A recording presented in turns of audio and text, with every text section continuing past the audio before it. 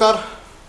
ठाणे वर्तमानमध्ये मी नितीन बोरसे आपलं पुन्हा एकदा हार्दिक स्वागत करतो. सादर करीत आहोत आजच्या ठळक बातम्या. नगरसेवक श्री नरेश मणेरा यांच्या पुढाकाराने आयोजित करण्यात आलेल्या महाराष्ट्र महोत्सवाअंतर्गत शनिवारी हळदी कुंकू समारंभाचं आयोजन करण्यात आलं होतं. गेल्या 5 वर्षांपासून नगरसेवक श्री नरेश मणेरा यांच्या पुढाकाराने ठाणे शहरातील घोडबंदर रोड परिसरामध्ये महाराष्ट्र महोत्सवाचं आयोजन करण्यात येतं. यंदा देखील अत्यंत दिमाखात हा संपूर्ण कार्यक्रम आयोजित करण्यात आला. या कार्यक्रमामध्ये महिलांचा सहभाग देखील लक्षणीय असतो. त्यामुळे महिलांसाठी या ठिकाणी हळदी कुंकू समारंभाचं आयोजन करण्यात आलं होतं. त्याचप्रमाणे विविध खेळांचं देखील या निमित्ताने आयोजन करण्यात आलं. या निमित्ताने काल बॉलिवूड जलसा या कार्यक्रमाचं आयोजन करण्यात आलं होतं. अक्षता सावंत, रोहित राऊत आणि जनार्दन धात्रक यांच्या गायकीने उपस्थितांना अक्षरशः मंत्रमुग्ध केलं. ठाणे महानगरपालिकेमध्ये सध्या शह-काटशहाचं राजकारण रंगलं आहे. हे शह-काटशहाचं राजकारण विरोधी पक्ष आणि सत्ताधारी यांच्यामध्ये रंगलेलं नसून ते सत्ताधारी आणि प्रशासन यांच्यामध्ये रंगलं आहे असं म्हटल्यास वावगं ठरणार नाही. ठाणे महानगरपालिकेच्या सर्वसाधारण सभेमध्ये 5 स्वीकृत नगरसेवकांची निवड महासभेने केली. या निवडीला ठाणे महानगरपालिकेचे आयुक्त श्री संजीव जयस्वाल यांनी स्थगिती दिली आहे. या 5 नगरसेवकांची नोंद राजपत्रात केली जाणार नाही असं स्पष्ट पत्र आयुक्तांनी महापौरांना दिलं. त्यापाठोपाठ महानगरपालिकेमध्ये सध्या विरोधी पक्ष नेत्यांच्या केबिनचं काम सुरू होतं. हे काम देखील प्रशासनाने थांबवलं आहे. ठाणे महानगरपालिकेची पावसाळ्यापूर्वी दुरुस्ती करणं गरजेचं आहे.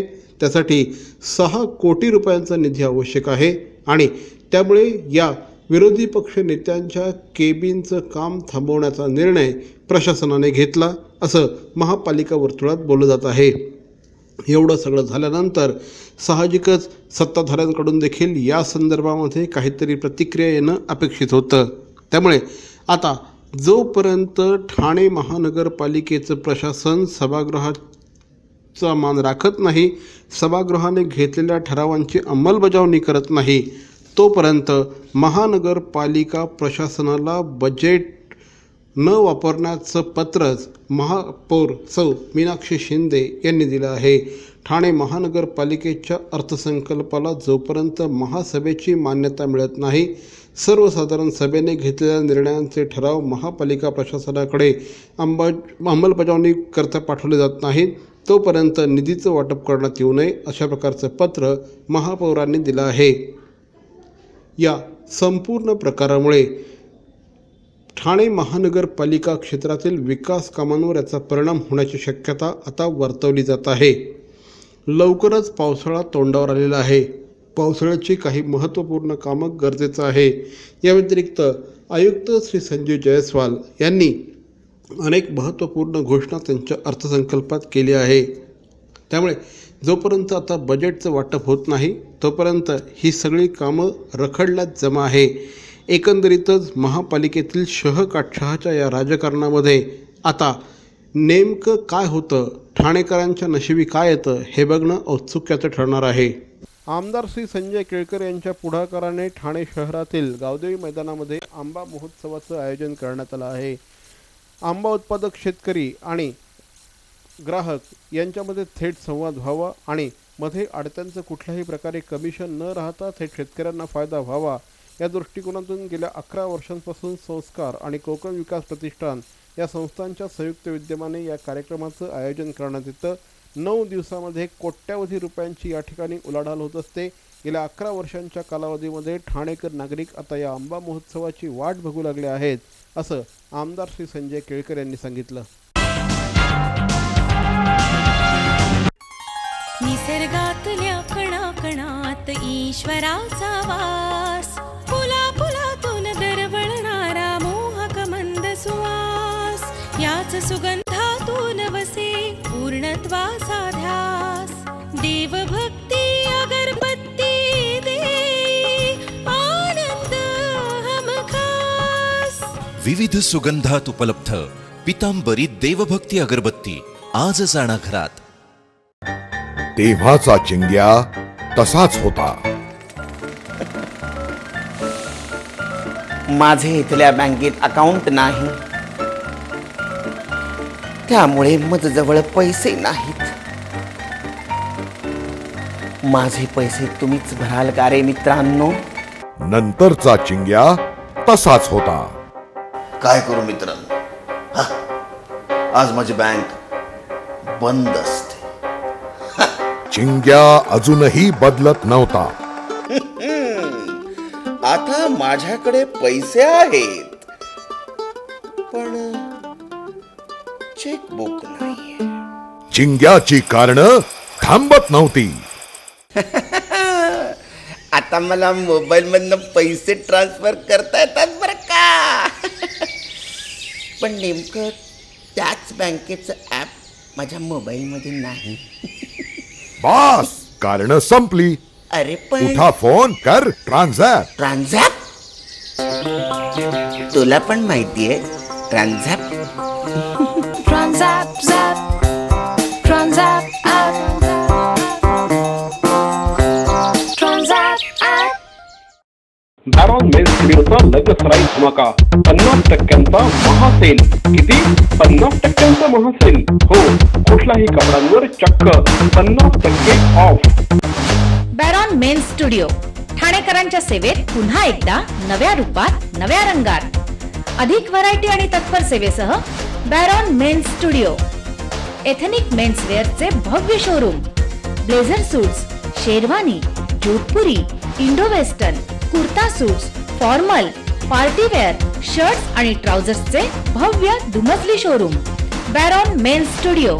पुरुषांच्या खरेदीचा एक वेगळा अनुभव.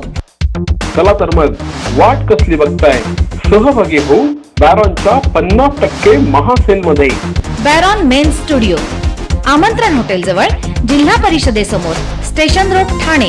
दूरध्वनी 02225304837. बॅरॉन मेन्स स्टुडिओ. गेल्या काही वर्षांमध्ये आपल्या देशामध्ये नेत्रदानाच्या संदर्भात मोठ्या प्रमाणात जनजागृती व्हायला सुरुवात झाली. मात्र अद्यापही म्हणावं त्या पद्धतीने या संदर्भात रिझल्ट येताना दिसत नाही. या सगळ्या डार्क पार्श्वभूमीवर ठाणे शहरातील डॉक्टर शशांक रानाडे यांच्या क्लिनिकमध्ये एक वेगळी घटना घडली. ही घटना म्हणजे एका 7 महिन्याच्या प्रेग्नंट असलेल्या बाईचं निधन झालं. या महिलेचं निधन झाल्यानंतर तिने आपल्याला नेत्रदान करायचं आहे अशा प्रकारचा संकल्प केला होता. त्या महिलेच्या निधनानंतर तिच्या घरच्यांनी, नातेवाईकांनी तिच्या या संकल्पाला मान देत तिचं नेत्रदान केलं आणि याचा फायदा एका 6 महिन्याच्या लहानग्याला झाला. हा लहान मुलगा आता चक्क बघू शकतो. जर वेळीच त्याला हे नेत्रदान मिळालं नसतं तर कदाचित त्याचं उर्वरित आयुष्य अंधत्वात गेलं असतं. आणि हे संपूर्ण ऑपरेशन झालं आहे ते डॉक्टर शशांक रानडे यांच्या ठाण्यातल्या क्लिनिकमध्ये.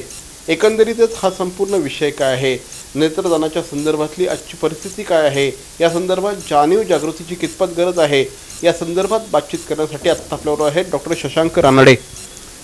सर, सर्वप्रथम ठाणे वर्तमानमध्ये आपलं स्वागत. काय सांगाल, काय ही संपूर्ण केस स्टोरी काय होती? आमच्याकडे एका मुलाची एनरोलमेंट झाली होती. त्या मुलांनी खूप साऱ्या डॉक्टर्सला दाखवलं होतं डोळ्यांच्या, आणि त्याच्यामध्ये त्याला असं निष्पन्न झालं की त्या मुलाला डोळ्यांचा दुर्मिळ आजार आहे. त्याला आम्ही आईस सिंड्रोम असं म्हणतो. त्यामध्ये मुलांच्या डोळ्यांचं प्रेशर वाढतं आणि समोरचा पडदा, जो काळा पडदा असतो, तो सफेद होऊन जातो. आता प्रॉब्लेम असा आहे की प्रत्येक आजारामध्ये आपल्याला एक टाईम लिमिट, एक टाईम स्पॅन मिळतो की अमुक वेळेत तुम्हाला ते ऑपरेशन किंवा त्याचा इलाज करावा लागतो. जेव्हा हे मूल आमच्याकडे आलं तर ते मूल हार्डली 5.5 मंथचं होतं. आणि आम्ही पालकांना सांगितलं की जर आपण ह्या मुलाचं ऑपरेशन लवकर नाही केलं तर डोळ्यांच्या पाठची नस सुकू शकते आणि त्या मुलाचं दृष्टी कायमची जाऊ शकते. पेरेंट्सला आम्ही काउन्सिल केलं, त्यांना नीट समजवलं आणि पेरेंट्स तयार झालेत. पण हे ऑपरेशनची ओपिनियन त्यांना आधी देखील खूप लोकांनी दिलं होतं, पण पेरेंट्सचं धाडस होत नव्हतं ॲक्च्युली. कारण का तो कॉर्निया मिळणार का, ते ऑपरेशन कसं होणार, या त्यांच्या मनात खूप डाऊट्स होते. त्यांचे डाऊट्स आम्ही सगळे क्लिअर केलेत. मुलांच्या नावाची नोंदणी करण्यात आली आय बँकमध्ये. आणि ह्या नेत्रपिढीमध्ये आम्हाला एक वेगळाच कॉल आला की एका 22 इयर्सच्या बाईने नेत्रदान केलं आहे. तपशील जाणून असं कळालं की त्या बाईला ट्विन्स होते आणि 7.5 का 8 मंथ्समध्ये तिचं प्रेग्नन्सीमध्ये काही तिच्या कॉम्प्लिकेशन झाले आणि ती बाई आणि तिचे दोन्ही मुलं सगळे मरण पावले ॲक्च्युली. आणि पण मरण्याच्या अगोदर त्या बाईने तिच्या मृत्यू अगोदर संकल्प केला होता की मला माझे नेत्रदान करायचं आहे आणि माझे डोळे हे बाकी लोकांना पास ऑन व्हावेत.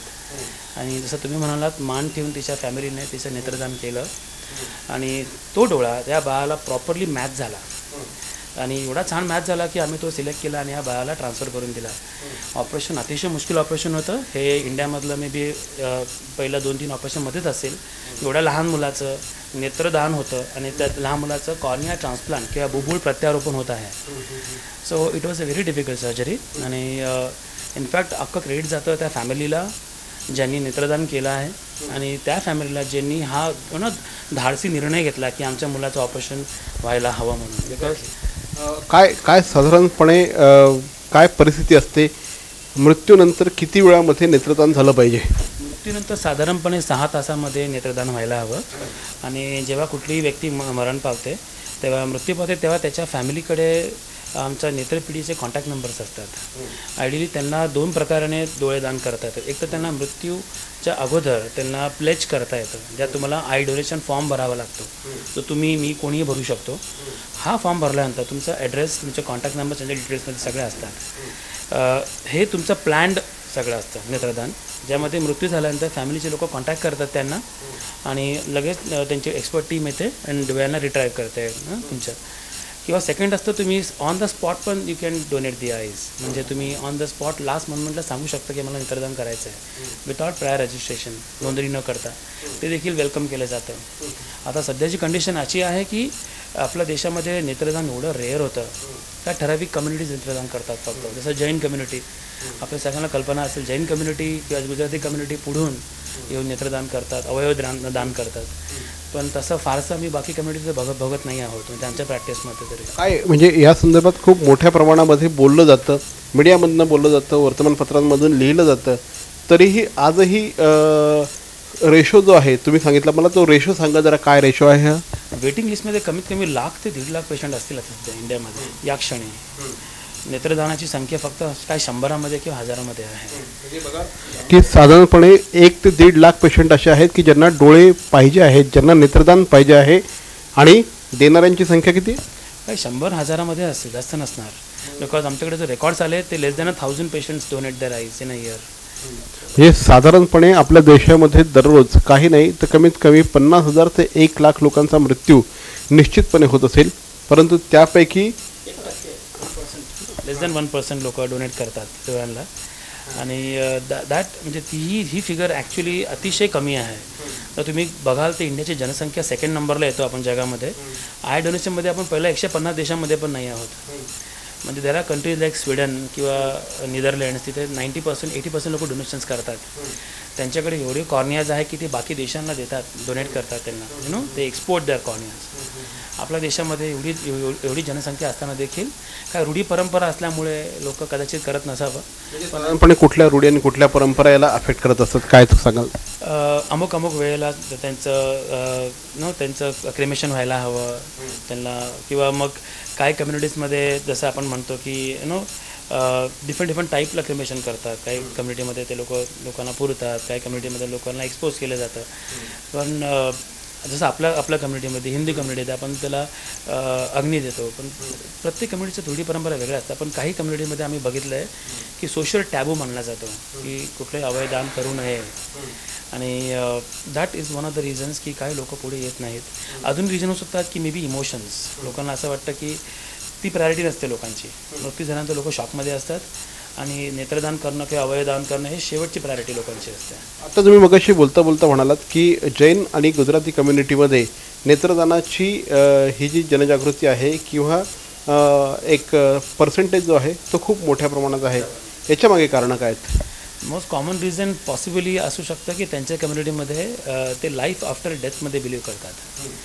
तर त्यामुळे एक माणूस जेव्हा मृत्यू पावतो तर तो फक्त देह सोडतो, त्याची आत्मा फक्त जिवंत राहते. ते आत्मा असते अस्तित्वात, त्याचं बिलीव्ह करतात ती लोक. त्यामुळे कुठली व्यक्ती मेल्यानंतर त्याचं लाईफ पुढे कंटिन्यू व्हावं म्हणून ते लोक नेत्रदान किंवा तुमचं किडनी ते ट्रान्सप्लांट किडनी डोनेशन करतात, लिव्हर ट्रान्सप्लांट करतात, लिव्हर डोनेशन करतात. तर त्याच्यामध्ये ते लोक बिलीव्ह करतात आणि म्हणून ते फॉलो करतात. That too because religious belief असल्यामुळे करतात बहुतेक लोक. कुठल्याही व्यक्तीला पुढून म्हणजे स्वतः मनाने करायची इच्छा नसते. सगळ्यांना बिलीफ्स फॉलो केले जातात आणि बिलीफ एक तर रिलिजियस लेवलला फॉलो केले जातात किंवा that should be a social will among society. या संदर्भात काही अशा ऑर्गनायझेशन्स आहेत का की ज्या या संदर्भात काम करतायत, जागृती करण्याचा प्रयत्न करतायत? अशा काही संस्था आहेत का? ठाणे शहरामध्ये अशा काही संस्था आहेत का? किंवा ठाणे शहरातल्या लोकांना जर आपलं आय डोनेशन करायचं असेल तर त्यांनी कशा पद्धतीने पुढे जावं, तुमच्याशी संपर्क साधावा का, काय आहे? लोकांना खूप साऱ्या प्रकारच्या सुविधा आहेत. जर इफ समबडी इज इंटरेस्टेड, तुम्ही एकतर 1919 हा हॉटलाईन नंबर असतो, त्याच्यावरती फोन लावा. हा तुमचा 24/7 हॉटलाईन नंबर आहे, ज्यामध्ये तुम्ही कॉल केला तर तुम्ही तुमचं नाव, तुमचे डिटेल्स देऊन तुम्ही नेत्रदान करू शकता लास्ट मिनिटला देखील. किंवा तुम्ही कुठल्याही आय स्पेशलिस्ट किंवा कुठल्या आय सेंटरला जा, तिथे आय डोनेशनचे फॉर्म्स असतात. ते फॉर्म्स तुम्ही घेऊ शकता. ते फॉर्म्स तुम्ही व्हॉलंटरली फिल करून डिपॉझिट करू शकता. एखाद्या माणसाचा मृत्यू झाला आणि त्याने आय डोनेशनचा फॉर्म फिलअप केलेला नसेल तर ऑन बी हिज हाफ त्याचे नातेवाईक त्याचं नेत्रदान करायचा निर्णय घेऊ शकतात का? They can do it. Immediate relatives जे असतात ते लोक निर्णय घेऊन डोनेट करू शकतात. There is no problems in that. Thane शहरामध्ये अशा काही संस्था आहेत का जे प्रोॲक्टिव्हली या संदर्भात काम करतात? ठाणे शहरामध्ये सध्या तरी एक आई बँक आहे, साईआरा आई बँक म्हणून. ही आई बँक एक जैन ट्रस्ट रन करते आणि ती खूप ॲक्टिव्ह आहे या गोष्टींमध्ये. असे मुंबईत अनेक संस्था आहेत, पण ठाण्यामध्ये तरी ही संस्था खूप पॉप्युलर आहे आणि बऱ्यापैकी चांगलं काम करते ही संस्था. आणि काय सांगाल या संदर्भात? काय सांगाल आणखी की लोकांनी नेत्रदानासाठी स्वतःहून पुढे यावं, यासाठी काय सांगाल तुम्ही? नेत्रदान करणं हे आपलं सोशल विल असायला हवं. There should not be any emotions attach to it. नेत्रदान जोपर्यंत आपण नाही करणार तोपर्यंत आपण जेव्हा हे जग सोडतो तेव्हा आपण एक लिगसी पास करतो पुढे. आपल्या मरणोपर्यंत काही लोकांचं भलं होऊ शकतं. ही जर लोकांच्या मनात एक भावना आली, विल पॉवर आली, तर मग डेफिनेटली नेत्रदान अफाट लेवलला होऊ शकतं आपल्या देशामध्ये. There is a huge scope आपल्या देशामध्ये. पण nothing can work without will. म्हणजे विल असणं, संकल्प करणं हा एक इम्पॉर्टंट गोष्ट आहे. आणि ह्याच्यामध्ये मेजर रोल एकतर रिलिजन पे करतं किंवा definitely media. Without media this is not possible. साधारणपणे कुठल्या वयोगटातले लोक नेत्रदान करू शकतात? नेत्रदान लहान मुलांमध्ये सहसा आम्ही ॲडवाईस करत नाही, बिकॉज त्यांचा कॉर्निया जो आपण काढतो तो फिट नसतो. पण मोर दॅन 5 years कुठलीही व्यक्ती नेत्रदान करू शकते. किती मॅक्स एज किती असू शकतं? There is no limit. छोटे छोटे प्रश्न होते हे सगळे, कारण हे मला प्रश्न पडलेले प्रश्न असतात. कॉमन माणसाला जे प्रश्न पडतात ते जनरली विचारायचा माझा प्रयत्न असतो. आणि या माध्यमातून अगदी एक जरी नेत्रदान झालं तरी आजचा हा इंटरव्ह्यू सक्सेसफुल झाला असं माझं मत आहे. जग खूप सुंदर आहे. हे जसं आपल्याला बघायचा अधिकार आहे त्याच पद्धतीने तो अंध व्यक्तींनासुद्धा बघण्याचा अधिकार आहे. आपण जर एक पाऊल पुढे टाकलं तर निश्चितपणे किमान एक माणूस, एक अंध व्यक्ती हे अतिशय सुंदर असलेलं जग निश्चितपणे बघू शकतो. मी माझा संकल्प करतोय, तुम्ही तुमचा संकल्प करा. सर, आमच्याशी बोललात, थँक्यू. थँक्स. मरावे परी अवयव रूपी उरावे. अवयव दानाचा हाच संदेश जनसामान्यांपर्यंत पोहोचवण्याचा संकल्प घेऊन निघाले आहेत ज्येष्ठ समाजसेवक माननीय नानजीभाई खिमजीभाई ठक्कर ठाणावाला. त्याचसाठी काढण्यात आली एक भव्य दिव्य रॅली. अवयवदानासाठी सुरू आहेत ठिकठिकाणी जनजागृती सभा. लक्षात ठेवा, आपला अवयवदानाचा संकल्प वाचवू शकतो कुणाचे तरी प्राण, दूर करू शकतो कुणाचं तरी अपंगत्व अगदी कायमचं, फुलवू शकतो अनेकांच्या संसारात सुखाचे बगीचे. अवयवदानाच्या या महायज्ञात सहभागी व्हा. समाजरत्न श्री नानजीभाई खिमजीभाई ठक्कर ठाणावाला यांच्या पुढाकाराने जनहितार्थ प्रकाशित. अहो, आपण आपलं घर स्वच्छ, सुंदर, नेटनेटकं ठेवतो ना, मग आपण आपल्या शहराच्या बाबतीत उदासीन का? आपलं शहर स्वच्छ, सुंदर आणि नेटनेटकं ठेवणं ही आपली जबाबदारी आहे, हो ना? मग उचला फोन आणि विना परवाना होर्डिंग्स, बॅनर्स कुठे दिसले तर 1800-222-108 या टोल फ्री क्रमांकावर कळवा किंवा 75069464155 या भ्रमणध्वनीद्वारे आपली तक्रार नोंदवा किंवा महापालिकेने तयार केलेल्या स्टार ग्रेड ॲप्लिकेशनद्वारे आपली तक्रार नोंदवा. त्याची दखल त्वरित घेतली जाईल. लक्षात घ्या, आपला छोटासा सहभाग आपलं शहर स्वच्छ, सुंदर आणि नेटनेटकं बनवू शकतो. जसं आपलं घर तसं आपलं ठाणे शहर.